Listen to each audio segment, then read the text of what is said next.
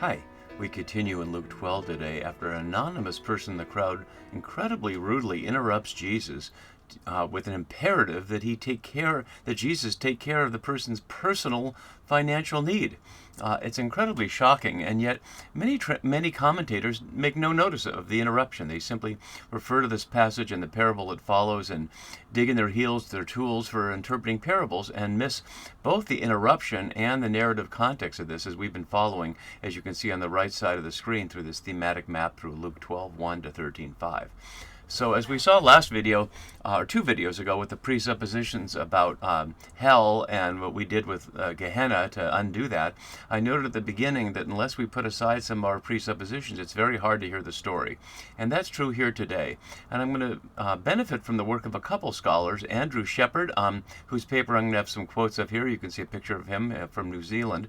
And Rohan Park, who I couldn't find a picture of, but who's Korean. And we have his piece here, and I'll show you both of those as we go, who highlight, as Park notes in the quote here, and I'll just leave that quote up, either the idea that the rich man needed to be kindly instructed that he cannot predict the timing of his death, or the perception that the poor had to be properly helped by the condescending rich man, serves as part of the problem rather than the hoped-for solution.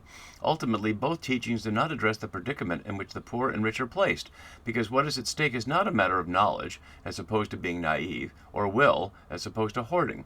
It is rather the system of oppression in which the oppressors remain oppressors, even when they are well-informed or well-intentioned. And as Shepherd notes similarly, reflecting on how many scholars see the man's behavior as exemplary and just situate him into the situation that would be very compatible with the elite Greco-Roman view that the rich should be a little more generous to the poor, and that hoarding is not a good look, and greed is not a good look. And he knows several of these commentators, Nolan and Bach and others, who, as he says, is commonplace in the exegesis and application of many Western scholars that offer an abstract spiritual maxim that one should practice charity with one's surplus. And the Roman imperial elite would nod and go, yes, absolutely. So why would Luke have to put in a story of having Jesus say and do things that the audience would completely agree with? Is it just to offer them a bone and say, see, not everything Jesus has you do is different than what you were about before?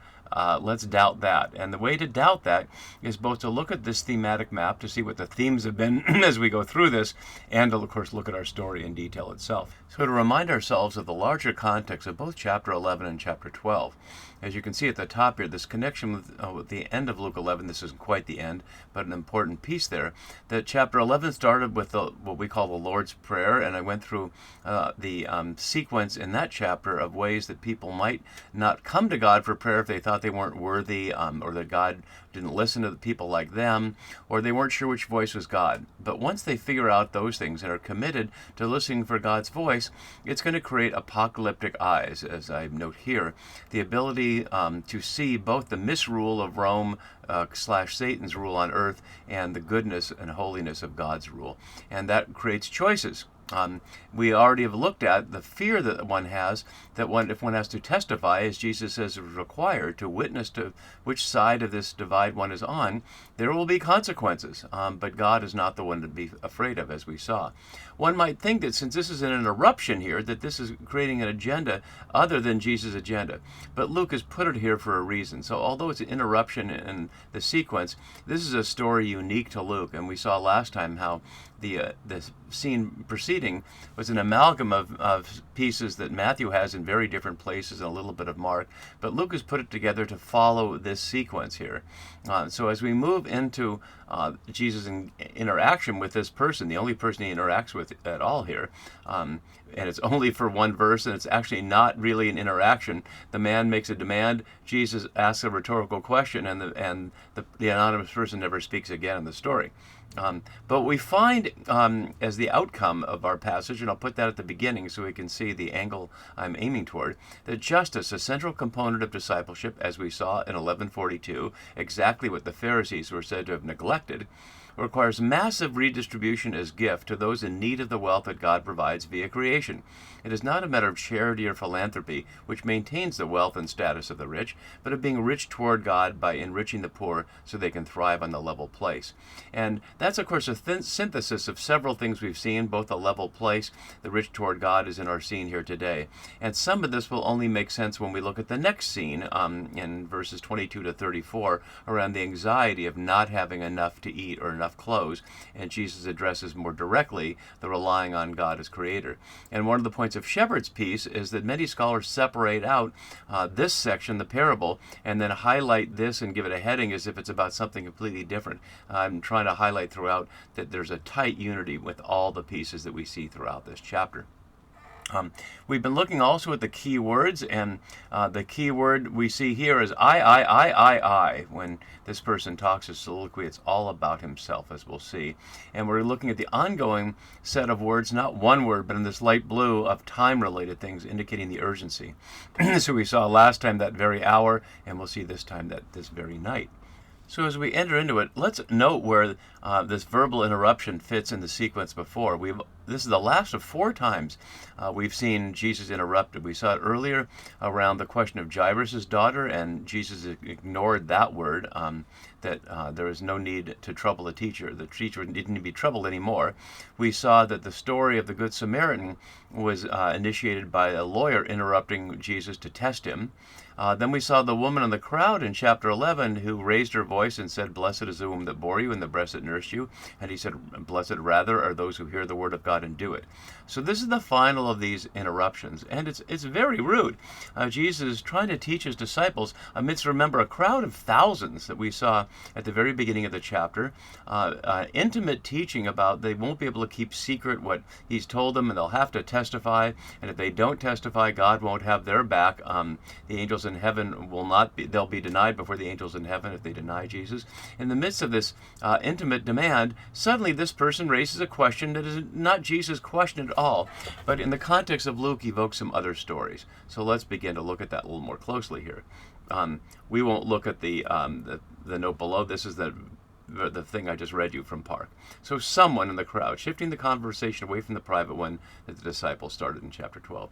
Jesus addressed his teacher here, which is almost always negative, used by Jesus' opponents, but it puts him in the position of a rabbi to judge an issue of land distribution. As Marshall noted, there are passages in Numbers and Deuteronomy that would make a rabbi or teacher have that role. But of course, this is a crowd of thousands, and this person thinks that his need is so important that the crowd of thousands should just wait while Jesus takes care of his personal private issue. And notice the "tell my brother" matches Martha's "tell my sister" back in 1040, which was not a positive start. There it was "tell my sister to help me," and Jesus said, "Martha, Martha, you're worried and distracted, or anxious and distracted by many things." And the anxiety theme will be taken up a little later in this chapter, as we'll see. So "tell my brother to divide the family inheritance with me." That means that the father must be dead, because otherwise it's the father's role, as we see like in chapter 15, where we see the younger of the 2 brothers said, "Father, give me the share of the property that belongs to me," which is terribly rude there, because he's supposed to wait until the father dies to get his share, more or less like saying, "I wish you were dead now." But in our situation here in chapter 12, that has to be the situation, that the father has died, and the brother, he says, "my brother," like he has an only brother, is somehow refusing to divide it. But we don't know. We don't know if the father gave it all to the other brother. We don't know which one is older or younger. We know nothing about this, and Jesus isn't interested in asking the details either.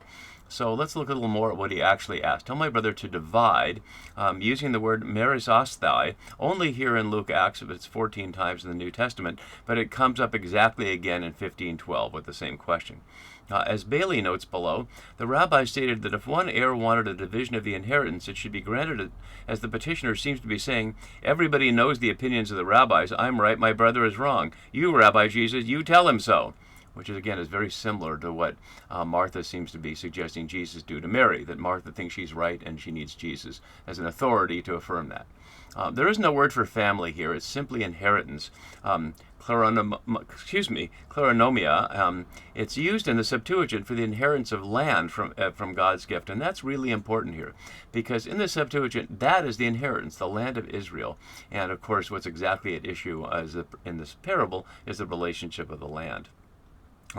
As my note below says, from Ford, among both the Maccabees and certain revolutionaries, there was a quasi-dynasty in effect and possessions passed from father to son, raising the question of whether this passage might be aimed at preventing the dynastic royal structure that evolved out of the Maccabeans into the Jerusalem priesthood.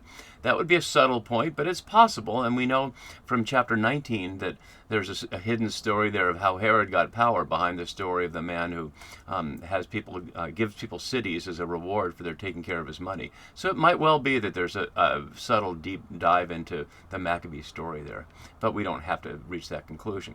So what would he imagine that Jesus is going to do here? To go find the brother and go, hey, I talked to your brother whose name I don't know, and I don't know your name either, and you should divide the family inheritance? It's really, the whole thing is absurd. And Jesus' response is not to say yes or no, but to first ask why he's being asked. The word friend here is not friend, it's anthrope, man, or human. Earlier, Jesus did address the disciples as friend, earlier in chapter 12, as friends, which is the only time the disciples are addressed as friends in Luke.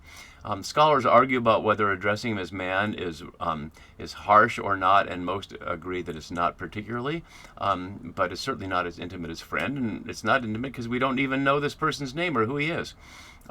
So he says, man, who set me, katasteson here, used later in the chapter, as we'll see, as an echo there, to be a judge or arbitrator over you. We've seen a judge before, and we'll see it also later in the chapter. So a couple of important echoes there. It'll also connect us with the unjust judge in chapter 18, as we'll see there. Judge or arbitrator here, and notice the play on words with the demand to divide, merisasthai here with meristes, only here in the New Testament. And as Bailey notes, drop the R and move the I, which sounds like something from NPR's Sunday Puzzle, and the word becomes mesites, which means reconciler. And whether the writer had that in that little wordplay in mind, it's hard to know. But what Jesus is basically saying is, this is not my question. It's not my question to divide your family inheritance. And that's all he has to say to that person who disappears after this. So, as my note below has, and what Jesus is saying here in verse 15, it contrasts examples of distraction caused by the question of wealth in following passages. And we see here is the risk of wealth in excess, and following it, it'll be the risk of poverty.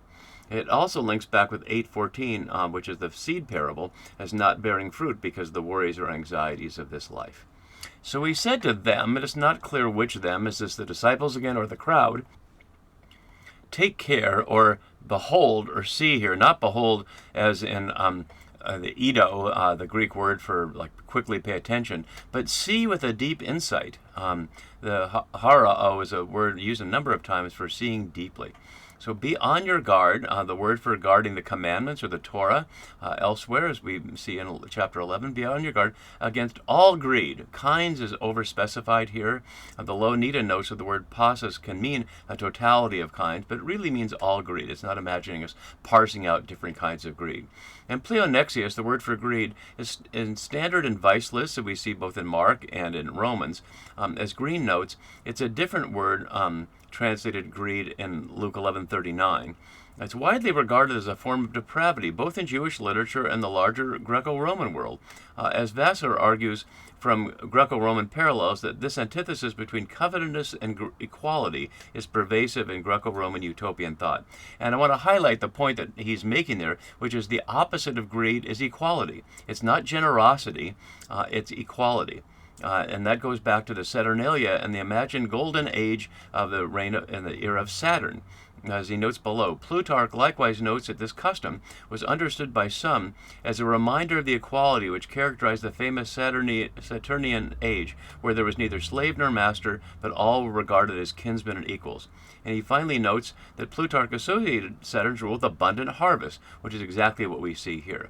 So it ought not to be surprising for Luke's audience to associate what we see so far with the warnings of the Saturnalia, that yes, some people being greedy is a bad look. It makes the empire look bad. It makes the elite look bad for not being concerned with others. It should be something like, as expressed in a different context, as noblesse oblige, the obligation of the elite to care for somebody. But this story is about much more than that, as both Shepard and Park help us here. Jesus continues here, for one's life. Here's Zoe, although we'll see Pasukes is the way it's translated later, and it translates, Pasukes translates soul, as we'll see as well. For one's Zoe, the quality of one's life, does not consist in the abundance of possessions. And at one level that ought to be obvious, but as Bailey notes below, the dreams of the abundant life will never be achieved through such an accumulation of surpluses. On here, possessions, as we've seen a number of times, and we see it 3 times here, huparko, which can really mean all of almost one's being, and not just physical things. We'll also see the word goods described for that a little bit. So now we get to the parable. Notice he's telling it to them, and the original question seemed to have disappeared. We note here from Sirach, and a number of quotes about wealth. Bailey cites this one from Sirach 11.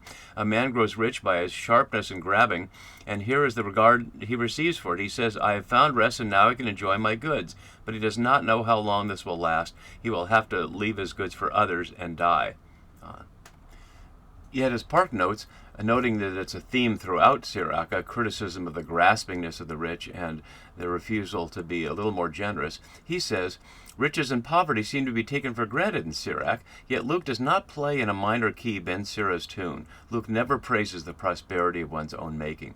And that's again the point that Shepard's making, that modern scholars settled into their comfortable seats, much like the Roman writers who were critical of their wealthy neighbors, are very comfortable with capitalism and that comfort, and are not looking to the kind of structural change that Jesus is, where everyone ends up in the level place. So that's the goal here, and let's listen to the parable to see how it plays out. So he told them a parable, as Fitzmyer notes, casting 925 in narrative form, which is, what does it profit them if they gain the whole world but lose or forfeit themselves? So the land of a rich man produced abundantly. And already there's the question of, is it his land or is it God's land? Is he doing something here, or is the land simply doing it? Trainer notes that the word land, Korah, is positioned at the end of this sentence in emphatic location. It is the land, not the person. It's producing. And a note below notes that Korah normally refers to a region like a countryside, just local land, it would be agro, word for agricultural land. So this guy is really rich. We've seen wealth earlier, and there it was, negatively, woe to you who are rich. You've received your consolation. So we should have that in mind as we hear about a rich person. And note his duty to share abundantly with the village, and yet it is abundant. Euphorus, and only here in the Bible, this word for abundance. And so now he thinks to himself, and we note all the I. And as we do that, we might notice something else, the many echoes in this scene, in these little verses, and what we heard earlier in Luke 3, 9-11. It's almost like the wrong answer and the right answer, including the question, what should we do? So I'll leave that up as I go through some of these details, and you can hear how this person in the parable should also have heard what John the Baptist said earlier, at least the audience should. So, as a trainer notes below, the person in the parable has taken over the role of God demonstrated by his attitude to earth and its produce. This presumes Luke's rural-urban world where the properties of debt-ridden peasant farmers were confiscated and bought by absentee landlords who now regarded peasant ancestral lands their own. And we'll see a later parable in Luke around that. So he thought to himself, dialoguing with himself, and as Mubagi, writing from South Africa or Nigeria, notes, casting the word in that past continuous tense, which would then translate it as he was considering or pondering with himself, implies that the matter was on his mind for a considerable length of time. And of course that's true because he would have seen the crops growing, and he would have been aware that he already had an abundance, and so he would have had the whole season to prepare for this, and yet it makes it sound like it's a last-minute thing. And in fact, in the parable, it never happens. So he said to himself, and as my note down below says, this man's dialogue is with himself. He obviously has no one else with whom to talk. He trusts no one and has no friends or cronies with whom he can exchange ideas. We begin to get Jesus' picture of the kind of prison that wealth can build. He has the money to buy a vacuum and live in it. Although later in chapter 14, we'll see when Jesus addressed people, when you put on a wedding banquet, don't invite your rich friends and neighbors. So it expects that the elite, of course, have rich friends and neighbors that they can status signal to, but this one doesn't seem to have any. What should I do? Of course, echoing the question, but of course there it was, what should we do? And it's addressed to John the Baptist, and now he's just talking to himself. For I have no place to store my crops. As Gowler notes below, a capable farmer would have seen it coming for weeks, so perhaps the parable caricatures the farmer. As notice how Jesus castigates the crowd for their lack of discernment about signs of the kingdom later in the chapter. So I have no place to store, to gather together, as I translated here, my crops, or the fruit here, echoing what we heard from John the Baptist.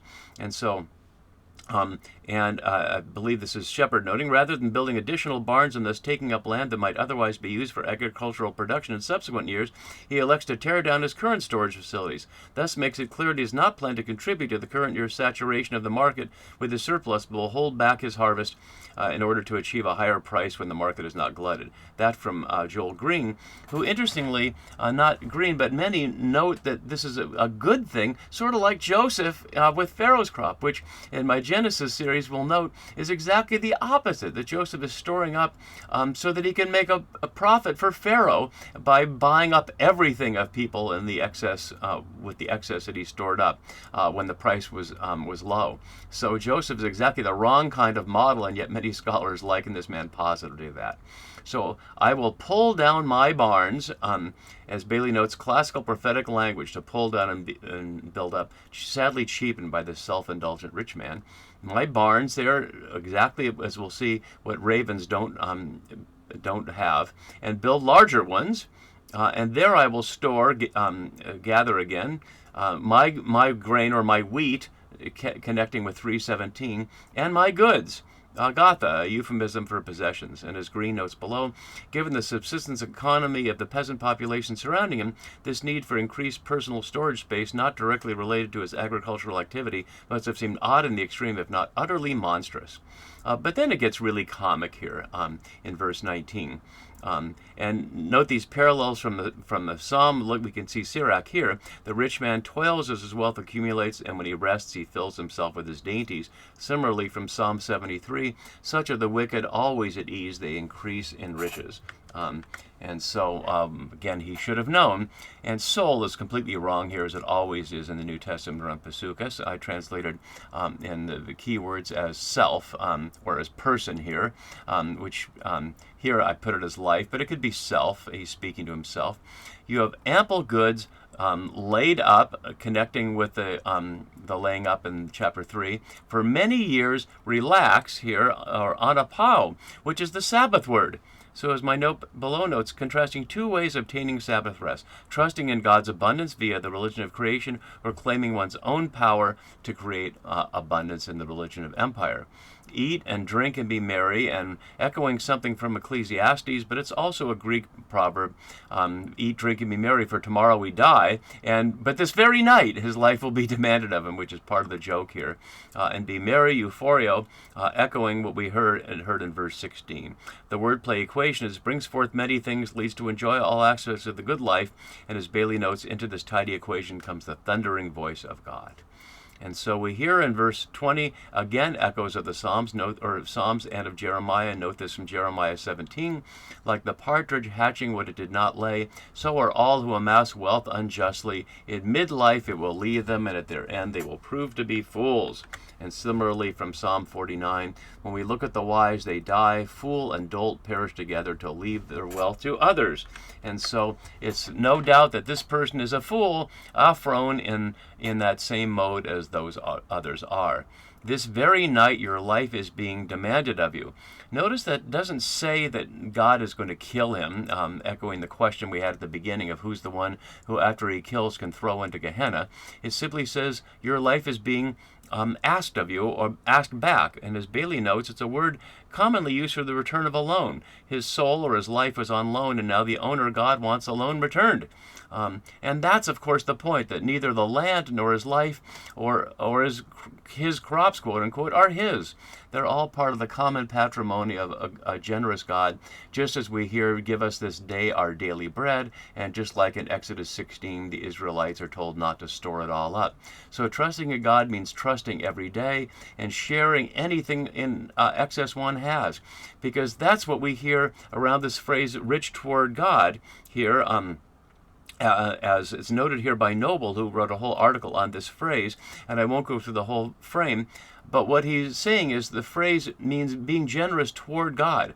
And so what one gives is understood as giving toward God. Not everything someone can be poor, but one's excess, as we hear in chapter 13, back in chapter 3, whoever has 2 coats must share with anyone who has none. Not give them both away, not give all your food away so everyone's hungry, or you to shift the hunger from one person to yourself, but so that everyone has enough, which was God's plan all along.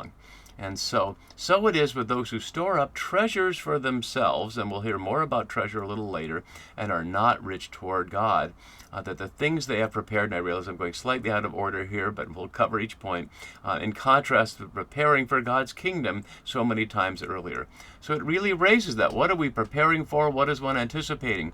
A life of old age where one sits by oneself and rests on one's laurels, or the abundance shared with all where one can sit amongst the great feast amidst God's reign? That's the question all the way through, but it produces an anxiety if one isn't sure where that food and clothing is going to come from. And that's where we'll go next time. See you then. Bye-bye.